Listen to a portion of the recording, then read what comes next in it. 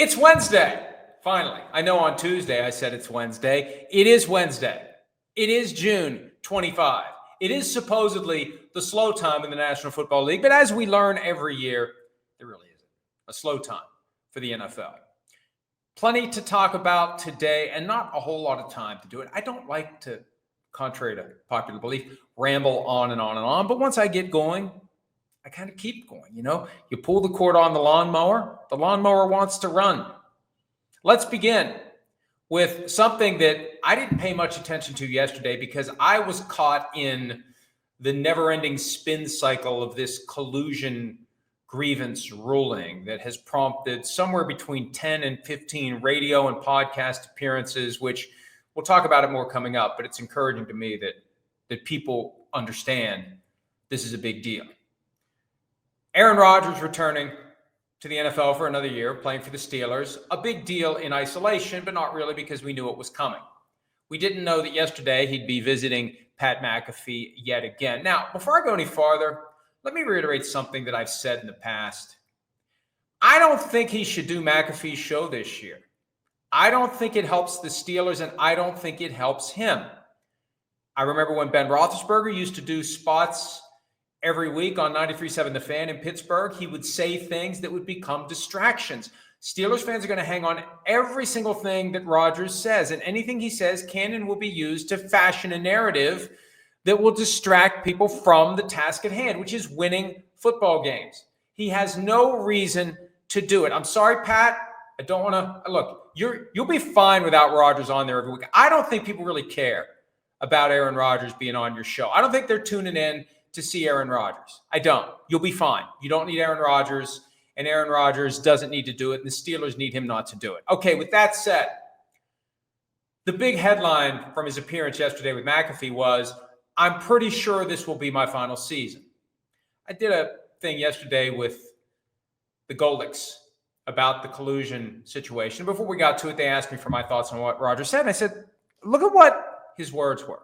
I'm pretty sure this will be my last season. Okay, yeah, so am I. So is everyone. We're all pretty sure it will be his last season.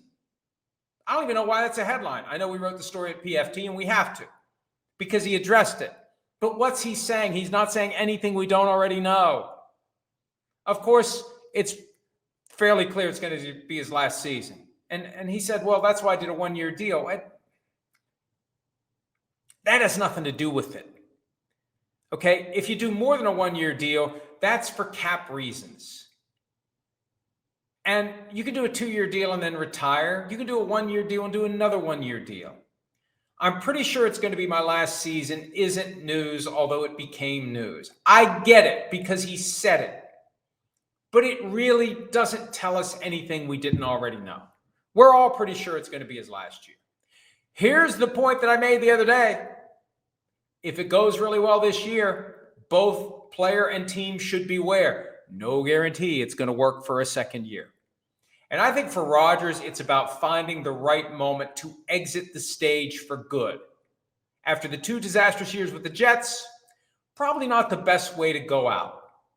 You want to go out with a playoff appearance, preferably a playoff win to make it look like a success for the Steelers. See, it's a success for Rodgers if he just gets to the playoffs. It's a success for the Steelers if they win a playoff game. Everything after that is gravy. And if they would somehow get to a Super Bowl or close to it, like Favre and the Vikings did in 2009, don't yield to the temptation to run it back. Oh, we got so close. Next year we can get there. Going to be a year older. You got to reset. You got to do it all over again. Back to the valley of 0 and 0. Just enjoy this ride and see where it takes you. And then figure out next year when next year comes. But don't let this year's outcome influence next year. So we're all pretty sure it's going to be his last year. We'll see a year from now or sooner whether or not that's the case. He also said, and he said this before, when I'm done playing, you won't see me. I don't want the attention. I'm trying to think of the best way to say this. I'm trying not to use a swear word. I just don't believe it. He likes attention in a different way than the usual attention hound likes attention. He doesn't stand out in the street and scream for attention. He uses deliberate silence, strategic vacuum of nothing to get people to talk about it. He likes that mystery. He likes that uncertainty. He does. He does. You can go on. Aaron, you can go on. Call me out. I don't care. That's what I believe. I've been paying attention to your career for 20 years. That's what we do. We cover the NFL. You like attention. And I don't believe he's just going to disappear. Here's why. Why is he doing McAfee Show on a Tuesday in June? Why? Why does he need to do that? What's the point? Is there some pressing thing happening with Aaron Rodgers? He didn't go on there to announce that he's signing with the Steelers. We already knew that. It's just a Tuesday in June. Here I am.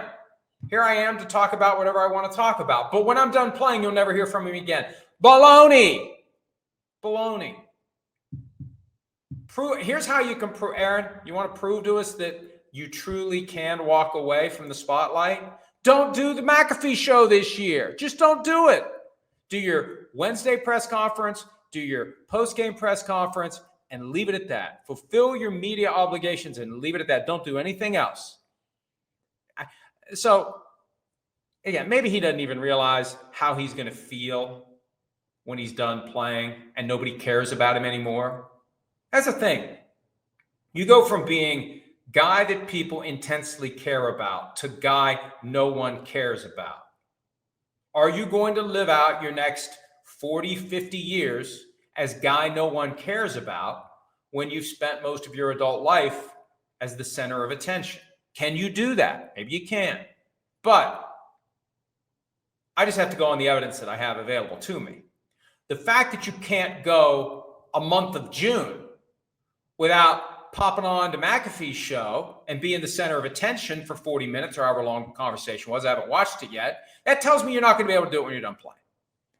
So call me out, Rodgers stands, for not being able to be quiet about Aaron Rodgers. But for as long as he can't be quiet, I won't be quiet either. And the only reason I'm talking about him today is because he chose yesterday on the slowest Tuesday we've seen so far this year in the NFL. But for the collusion grievance, but for that, he chose the low tide period of the NFL calendar to pop off. The other thing he said, and then I'm going to move on, he said he was talking to Mike Tomlin every week before he signed, and that just confirms that he made a strategic calculation. How will I be less of a distraction? Will I be less of a distraction if I don't sign with the Steelers and don't participate at all in the voluntary offseason program, or will I be less of a distraction if I do sign and I'm not there? And he decided he's less of a distraction if he just doesn't sign. I think the day that he showed up, that Friday, first Friday of the NCAA men's tournament, all those folks, all those poor folks in the building waiting to watch basketball all day long. Here comes Aaron Rodgers for 6 hours to Bigfoot the second day of the, and I'm kidding. I'm smiling as I say it, but why didn't he just wait till Monday to come spend 6 hours at the facility? But I think from that day forward, he knew he was going to do it, and they decided to wait until he was ready to show up and participate. Because if he'd signed and then disappeared, that would have been a thing. It clearly would have been a thing. All right, I think I've said everything I need to say about Aaron Rodgers. But again, those of you who want to say, oh, all you do is talk about Aaron Rodgers, the only reason I'm saying anything is because he saw fit to talk yesterday. And if he doesn't see fit to talk every Tuesday during the regular season on McAfee Show, we won't have anything to say on Tuesday or Wednesday about what he said. Browns receiver Diontae Johnson, who's had a wild ride in recent years, he's in Cleveland. He recently said he expects Kenny Pickett to win the starting job. Kenny Pickett, guy who was a quarterback in Pittsburgh when Diontae Johnson was there. Look, I don't know what the Browns are going to do because the Browns, as former Steelers receiver Juju Smith-Schuster once said, is the Browns. And it's impossible for the rational mind, and I like to think I have a somewhat rational mind, to predict the behavior of the irrational. The Browns have done plenty of irrational things in recent years. They traded for Kenny Pickett as the placeholder. They swapped Dorian Thompson-Robinson. They gave a low-round pick to the Eagles. They got Kenny Pickett. He was the guy that was holding the spot while they otherwise unleashed their strategy for filling out the quarterback position for 2025. Next step was signing Joe Flacco and then drafting not one, but two quarterbacks, round 3 and round 5, Dillon Gabriel and Shedeur Sanders. So now they have 4. And I keep coming back to a very simple analysis of the quarterback position and what it takes to win games and also to see what you have in these young guys. Between Flacco and Pickett, one of them's got to go. They just have to go because I don't want the presence of both of them to undermine my effort to see what I have in Gabriel and Sanders. So one of them's got to go. They got guaranteed money. They're going to get paid. You can trade them. You can cut them, whatever. One of them has to go because we don't have enough reps to go around to get everybody ready. So Pickett goes, Pickett and Flacco. Flacco stays. He doesn't need a whole lot of reps to get ready to go. You let Gabriel and Sanders begin the process of developing and competing to see which of the two might be the guy for the future.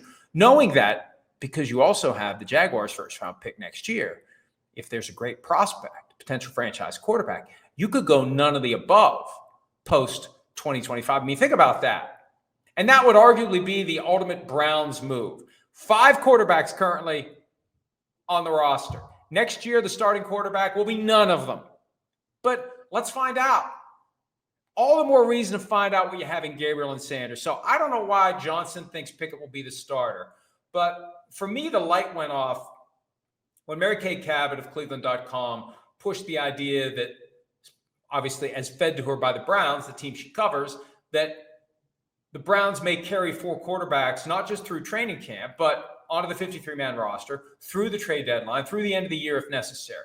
I think that's ludicrous, the idea of having 4 quarterbacks on your 53-man roster, robbing Peter to pay Paul at a position where you don't need 4 guys. Why? I think they're trying to build some trade leverage. I think they'd love to trade Kenny Pickett. If they could get back what they gave up for Kenny Pickett and move forward without him, I think they would do it. That's just what I think. I don't know. I never know what the Browns are going to do. But I just think 4 is too many. So if Pickett's going to be the starter, then move on from Flacco. Move on from him. And see, you want to hold the guy until a need arises. And maybe right now there's no urgency, there's no reason, there's no injury, there's nothing that is causing a team to say, hey, we'd like one of your quarterbacks. So maybe they will. Maybe they will carry the asset, perpetuate the ruse, and wait for someone's quarterback to get injured. And then you can trade Pickett or Flacco. I doubt they're going to trade one of the young guys. Let's see what the young guys have. That's why they have the young guys. But I was on 92.9 in Cleveland earlier today, and we kind of argued about it. Not knockdown, drag out, not animosity, but when you put winning behind other concerns, like if we play this the right way, we can convert Kenny Pickett into a better asset, or we can convert Joe Flacco into a better asset. When you put winning behind gamesmanship, you get what you deserve. And I think back to the program that the Browns had 2016, 2017. It sparked a grievance that was filed by former coach Hugh Jackson because he was the scapegoat for the deliberate plan to reward key employees for carrying over cap space and stockpiling draft picks. It was a blueprint for tanking, but they didn't call it tanking. They prioritized having more picks in the future and more cap space in the future over winning games now. And this is the Sean Payton position on tanking. When you allow your culture to be about anything other than winning, you have already lost. And in Cleveland, and maybe this all flows to the guy who rarely gets mentioned and never gets blamed for anything that goes wrong.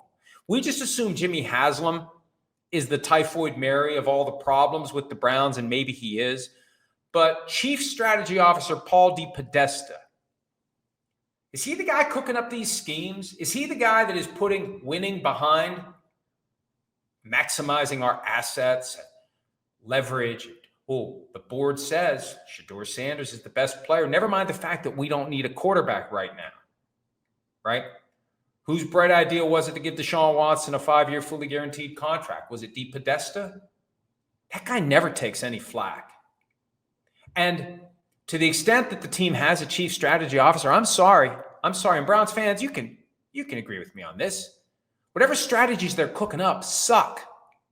The proof is in the nonstop dysfunction in Cleveland. And even when it felt like they were moving in the right direction, 2023, it all fell apart.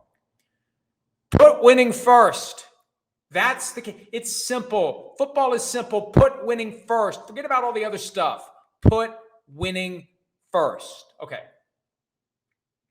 The Deshaun Watson contract leads to what has become the topic of the day. And it's funny to me. And I don't know why I even bother to look at the cesspool known as Twitter. And there's so many people who act like the collusion grievance ruling that was hidden for more than 5 months that has now come to light. Nobody cares. We don't care. Nobody cares. People care. I've been swamped the past 2 days. I've got more of them coming up today with radio and podcast spots about this.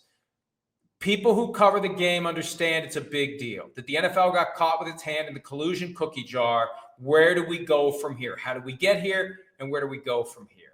And there's one point that I want to make, because something I've been gathering from talking to the radio hosts about this. We all kind of knew this is how it goes. There's a league. There's 32 teams in a league.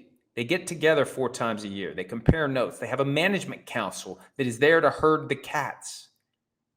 We're not surprised to find out that an arbitrator would come to the conclusion that the management council, in an effort to herd the cats, told them, limit the guarantees you put in these contracts, just days after the Deshaun Watson 5-year, fully guaranteed $230 million contract. So we kind of expect it. And that, to me, and I know I'm making no additional friends at the headquarters of the NFL Players Association, it just shows what a failure the union has been when it comes to fighting the owners in that space. Now, D. Smith filed this collusion claim to prove it. He'd had enough. Let's prove they're colluding. He doesn't get any of the flack here from my opinion that they need to do more. But there's a PR aspect to it that I think the union has woefully lost, countering the idea that we all have as media and fans that this is just normal. Okay. I think here's why we think it's normal. The NFL, and let me back up a step. This is going to be your continuing legal education for June 25, 2025. Feel free to submit to your local bar association the fact that you participated in this seminar. But seriously, there is some legal stuff here I need to talk about. Before the lockout in 2011, there was a Supreme Court case that was considered as being critically important to what was looming for the NFL and the NFLPA. And it was called the American Needle case.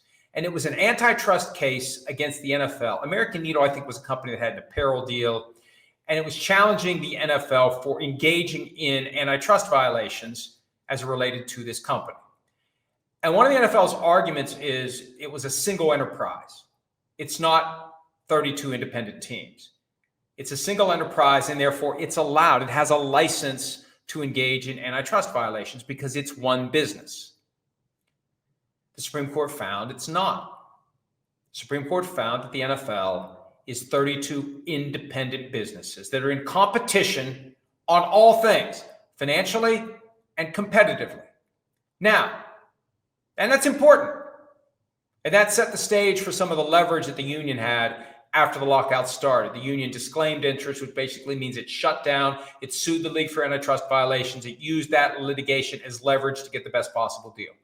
Just like the original antitrust case post 87, when the strike fell apart, it culminated in the settlement agreement that became the CBA, that became the current system of salary cap and free agency. So there's power in attacking the NFL as an entity that engages in antitrust violations. But with a union in place, the NFL has an antitrust exemption as it relates to the union, as it relates to free agency, salary cap, franchise tag, draft, all those rules where 32 teams abide by the same rules, abide by a salary cap, revenue share. All of that flows from the agreement with the union and the existence of a multi-employer bargaining unit. Separately, the league has an antitrust exemption for broadcast. I mentioned revenue sharing. That allows them to engage in everything that relates to leveling out the playing field and ensuring that everyone has the same money as they move together as a league of independent businesses. But the fact that they have limited antitrust exemptions doesn't mean they can behave in all settings like a group of 32 businesses that are all fused together at the hip. Within the confines of the CBA, there are parameters, there are rules. There are things that you are allowed to do, things that you aren't allowed to do. For every team, and this is what I said yesterday, the challenge is get the CBA and figure out how can I maximize this rule book to my advantage. And here's an example. 2010, the uncapped year. Remember what happened in the aftermath of the lockout? Washington, Dallas, and to a lesser extent, the Raiders and the Saints got punished for treating the uncapped year as uncapped. Now, the union agreed to it because the quid pro quo was they made the salary cap go up for 2012. If it had gone down in 2012, there may have been hell to pay. So the union's hands aren't necessarily clean in that regard. But it just shows that there's an expectation that teams will do something other than what the rules allow them to do. See, the rules allow teams to give players fully guaranteed contracts. This is the core of the situation. They're allowed to do it. The issue in this case was after the Browns did it, the league said to the rest of the teams, don't do it. And the only reason they managed to avoid a multi-billion-dollar liability to the players is because the arbitrator foolishly, nonsensically, and erroneously, in my opinion, found that the teams didn't actually do what the management council told them to do. So collusion is simply coordination. And there's so much evidence of coordination in that document. Efforts to coordinate, desire to coordinate, whether it's Dean Spanos and Michael Bidwell comparing notes about Kyler Murray's contract and Dean Spanos saying that this is going to help us with Justin Herbert, whether it's Greg Penner, the owner of the Broncos, expressing internally the idea that the other owners will be happy with the contract they did with Russell Wilson. He should not care that they're going to be happy with it. It's all evidence of coordination. Collusion is just a fancy word for coordination. These businesses should not be coordinating. Coke and Pepsi do not coordinate. And when they do, it's an antitrust violation. That's what this is all about. It's amazing to me that the union has allowed the PR to get to the point where we just all expect the NFL to engage in collusion/coordination that within the confines of the union relationship is something that is actionable. Okay. In the aftermath of yesterday's events, both the union and the league aren't saying a word. I sent multiple emails to the league, no response. Reached out to the union, initially no response. I reached out last night, hey, what's going on here? No response. The official word, no response. So they're going to try to keep their heads low and their mouths shut and wait for the next bright, shiny object to distract everyone or just let this thing fizzle out. You know, we have a reset coming up, 4th of July weekend. It's a Friday, 3-day weekend. On the back end, we'll all forget about anything that was going on before that. Nice try. I'm not going to forget about it. I'm going to keep pushing it because it's something that I think will have ramifications and should have ramifications. And that leads to the next point. There won't be ramifications if others in the media just check the box and don't try to push the envelope and don't try to push it forward and don't try to find out what's really happening behind the curtain. Now, for a long time yesterday, none of the league's broadcast partners said a word about it. Eventually, Jonathan Jones of CBS had an article that delved into the developments, and ESPN.com, and Kaylin Kaler is their in-house rabble-rouser. She's the one, and I respect it. She's the one that will try to find out the things they don't want us to know. She's the one that will report on the things that might piss off someone at 345 Park Avenue. I thought the league wasn't, or not the league. We know the league isn't going to do anything with it. There's nothing. Trust me, I haven't even checked. I can tell you there's nothing on NFL.com about it. You're not going to see anything on Ian Rappaport's Twitter page about it. You're not going to see anything on Mike Garafolo's Twitter page about it. You're not going to see anything on Tom Pelissero's Twitter page about it. They're not going to breathe a word about it because they know what's good for them, because they know who pays them. Why are you an asshole about that? Why do you point that out? This is a prime example of it. These are not independent reporters. They are bought and paid for by the league. And with the shit hitting the fan on this collusion grievance, the last thing they're going to do is acknowledge it. It's just the way it goes. Now, ESPN, I thought they weren't going to say anything because they're in the process of buying NFL media. So kudos to ESPN for doing something about it. I wonder how much of a debate there was internally before they finally did something about it, because they knew they had to do something about it. It is the single biggest legal development in any American sport since 1994. So, where do we go from here? I mentioned this a little bit yesterday. I wrote something about it earlier, but I'm told, and this all happened after we did PFT PM on Tuesday, multiple players are talking to people about what their options are. And I'm going to defer to the article I wrote earlier today, but the players have potential rights against the league, and the players have potential rights against the union, especially because the union hid this thing for more than 5 months and might have blown the window that other players would have had to say, wait a minute, I'm going to take this finding that the league told the owners to collude, and I'm going to file a grievance that allows me to engage in discovery to see what the text messages look like, what the emails look like, what the documents look like, what the witnesses might say as it relates to me. And Justin Herbert is the prime plaintiff for something like that, because we know Dean Spanos was concerned about Justin Herbert wanting a fully guaranteed contract. So if Spanos would say to Bidwell what he said in the text message, hey, this helps us with our quarterback, what does Spanos say internally? What kind of text messages or emails did he send to his GM, to his head coach, to his son John, who's the head of football operations? It's fair for Justin Herbert to want to find that out. He could try to file his own grievance, or he could go against the union to say, your actions have kept me from pursuing this grievance. You have breached your duty of fair representation to me. I am taking action against you, the NFL Players Association, for doing that because you kept me from what would have been a very viable effort to see how deep this rabbit hole goes and to prove that there was collusion as to me, and I would have gotten a fully guaranteed contract. So that's possible as well. One last point before we answer a couple of questions. Interesting wrinkle here that deals with the Game of Thrones dynamic to the National Football League. Someone raised this with me yesterday. Was NFL General Counsel Jeff Pash pushed out because of this case? Now, it was last May, 2024, that we learned that Pash was retiring and he'd stick around until they hired his replacement. It's entirely possible he was given a choice of outcomes. You can retire or you'll be let go. That happens.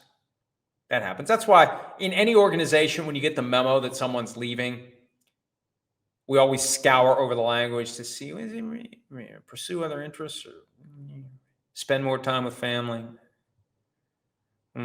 Voluntarily leaving? That's why it's hard when it's true that it's voluntary. Like, maybe you need to add extra language. It really is this time. But I was doing the timeline earlier. The hearing happened last July and August over a 10-day period. The ruling came out in January of this year.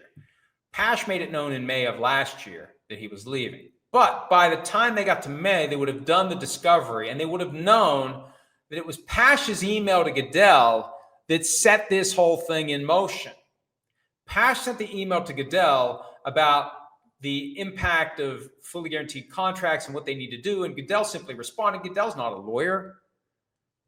Like, there are certain things, if you're a lawyer and you understand how evidence is built and how cases are proven, there's certain things you just don't want to put in writing. Some of my best outcomes when I was practicing law came from the fact that there was no weaseling around what happened because it was in black and white. And it's the first thing cited in the ruling. The Pash email to Goodell as they were preparing for the March 28, 2022 meeting, during which the teams were encouraged / urged / told to collude. So is it possible, and I'm just speculating here, is it possible that once they understood the import and the impact of what Pash did, that was the thing that caused the league to say, we're going to make a change here? I don't know.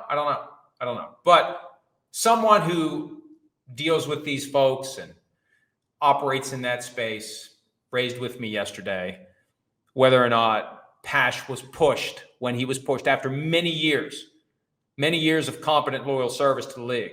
Was he pushed when he was pushed, if he was pushed because of this case? All right. Colin O'Grady is Daniel Jones, the week 1 starter for the Colts, it seems likely at this point. Even though Anthony Richardson has said that he'll be ready to go to start training camp, and that contradicts what Coach Shane Steichen said after Richardson's latest shoulder injury, that he'll be back at some point, which implies he won't be back at the beginning of training camp. I think it's going to be Jones. Look, is Richardson going to stay healthy? Jones was good enough to earn a second contract. Say what you will about Daniel Jones. And there's a lot of shit that people say about Daniel Jones. He earned a second contract. He took the Giants to the playoffs. He beat the Vikings in Minnesota. When he's healthy and when he's effective, when he has a decent offensive line, he can be a good enough quarterback. I think he's going to be the week 1 starter. Matthew Harding, how do J.C. Tretter and Lloyd Howell survive the information uncovered by you and Pablo Torre? That's a great question. I don't know. It all depends upon how engaged the player leadership is. What does the executive committee think about the fact that this was hidden from them? What are the player representatives? There's 1 per team, and there's alternates, 1 or 2 or 3 alternates per team. What do they think about the fact that this was hidden? What do the agents think about it, and what will the agents do about it? What will the agents do to stir up crap, to try to prompt change at the top of the union? But I look at it this way. If it's true that the union hid this in order to protect J.C. Tretter from the embarrassment of being outed as someone who criticized Russell Wilson, now we know he criticized Russell Wilson. And now we know that this thing was hidden. And now it may compromise the ability of other players to try to pursue their rights. I've said in the past, there was probably a 10-day period back in 2014 that Roger Goodell went to bed at night wondering if the next day was the day he was going to have to resign as commissioner after the Ray Rice case came to a full boil. If I'm J.C. Tretter and Lloyd Howell, I'm going to bed every night for the foreseeable future wondering if tomorrow's the day I have to pack up my stuff and go. I just am. I'm not saying they need to be fired. It's not my decision. But, it comes down to the player leadership, and they've done a good job of weaponizing player apathy against the collective union of players.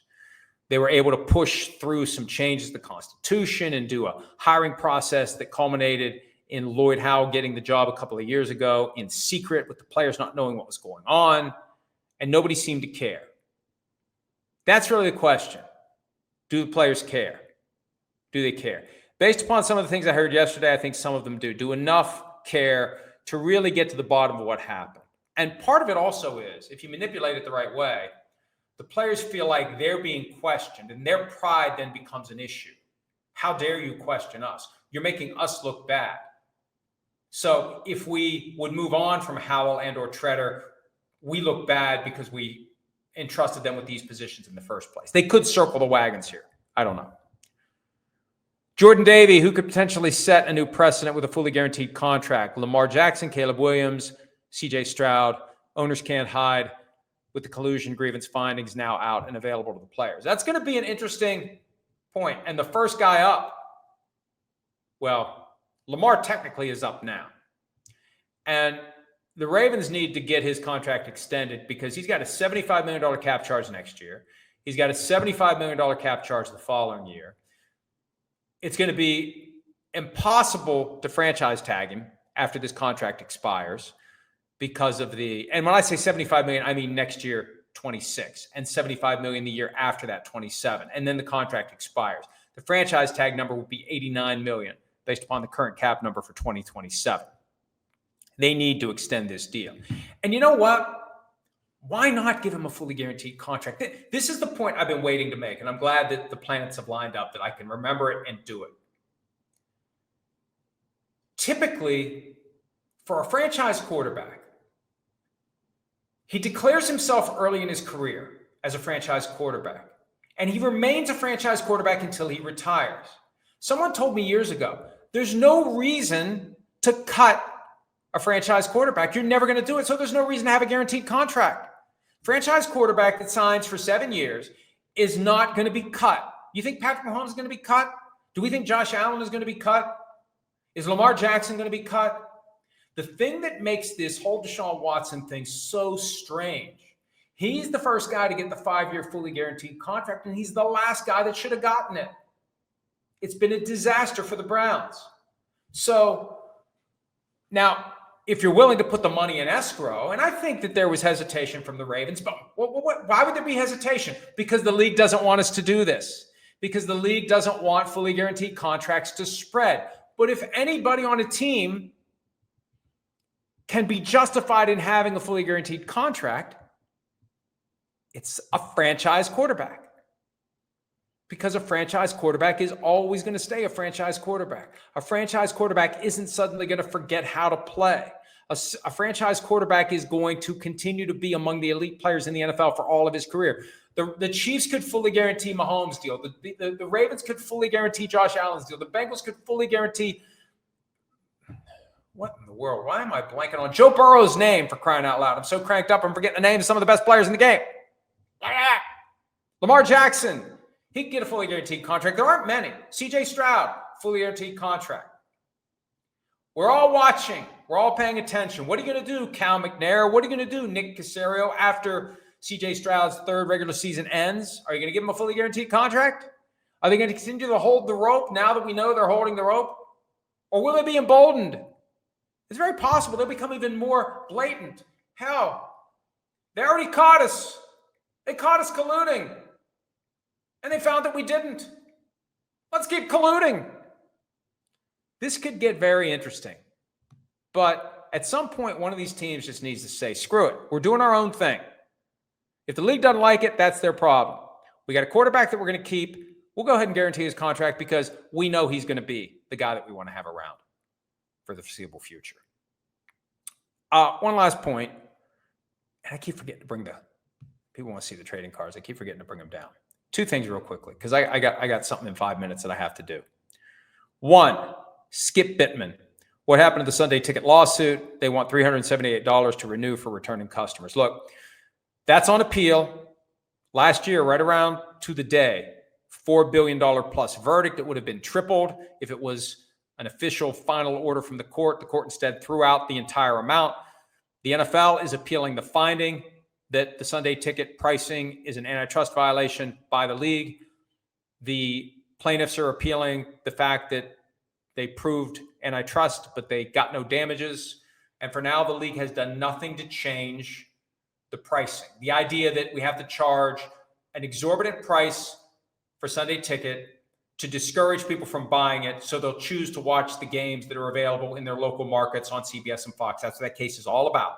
The NFL put both thumbs, both wrists, and both elbows on the scale for Sunday Ticket to protect CBS and Fox. And they tried to find a sweet spot where you would have people who were scared off from getting Sunday Ticket, even though they'd rather not watch the game that's on for free in their local market. They don't want to pay the money. So we overprice it to scare those people away. That's what it's all about. And the NFL hasn't changed. They're facing potentially staggering liability going forward. But they believe the ace in the hole is the U.S. Supreme Court. I think they believe if they get to the Supreme Court, they'll win. And it's just a matter of being patient and paying the monthly invoices to the law firms that are representing their interests in order to get that ruling. Last one. Paul. I'll just go with Paul. I can't make out the last name, and then I got to go. Do you think networks should have to display the records of pundits that push out those sucker bet parlays? I got a lot I can say about this, and it's kind of good. I'm up against the hard out. But I've been meaning to write something, and I'm reading a book now, and I can't remember the name of it off the top of my head. It's about the whole gambling explosion and what it does to people. And I have it right here, Losing Big by Jonathan D. Cohen. I'm going to write something about it after I finish it. But there were some things that happened in recent weeks that really convinced me we should have some sort of regulation of the media companies that are in bed with the sports books. And I know NBC has a deal with DraftKings, and I know that we do DraftKings rigs on PFT Live. You see no gambling ads. I have no deal with gambling, and I'm never going to have one. But there needs to be some regulation because I think there are some issues that are potentially detrimental to the consumer. So that's for another day. For now, I will tell you farewell. Thanks as always for some of your time. We'll be back on Thursday with another all-new edition of PFT PM. Until then, check us out around the clock at profootballtalk.com. Have a great day. See you tomorrow. Hi, it's Mike Florio. Thanks for watching PFT on YouTube. Hit subscribe for the latest news and analysis from Pro Football Talk.